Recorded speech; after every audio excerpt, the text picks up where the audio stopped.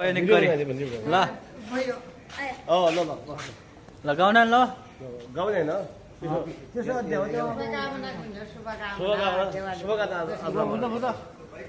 भन्दैन दा तपाईँ छ नि यो यो आउँदै नेपालीहरूको महान चाड विजय दशमी जिन्दाबाद होस् विजय दशमी शुभ दीपावली एवं छठ पर्वको शुभ अवसरमा सम्पूर्ण नेपाली दाजुभाइ दिदीबहिनी आमा बुवाहरू र हामी नेपालीहरू जुन प्रवासमा जुन देशमा बस्नुभएका सम्पूर्णमा यो विजय दशमीको शुभकामनाको साथै सम्पूर्णको घर परिवारमा सुख शान्ति समृद्धिको शुभकामना गर्दै अझै पनि सबैलाई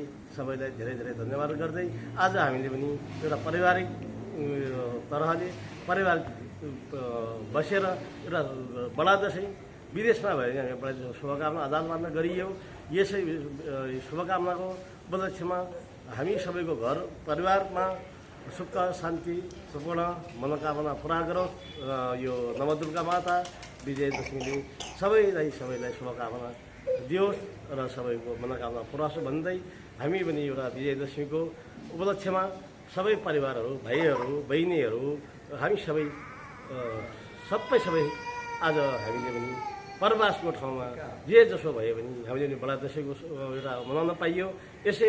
वर्ष चाहिँ सधैँ वर्ष जसरी हामीले यो शुभकामना आदान प्रदान गर्न पाओस्। हामीको सबैको ओठमा हाँसो मुखमा एउटा आँखामा हाँसो एउटा सबैको मनोकामना पुरा होस् भन्दै सबैलाई शुभकामना व्यक्त गर्दै यो विजय दशमीको अब विजय दशमी गइसक्यो अझैको पनि हामी तिहार अब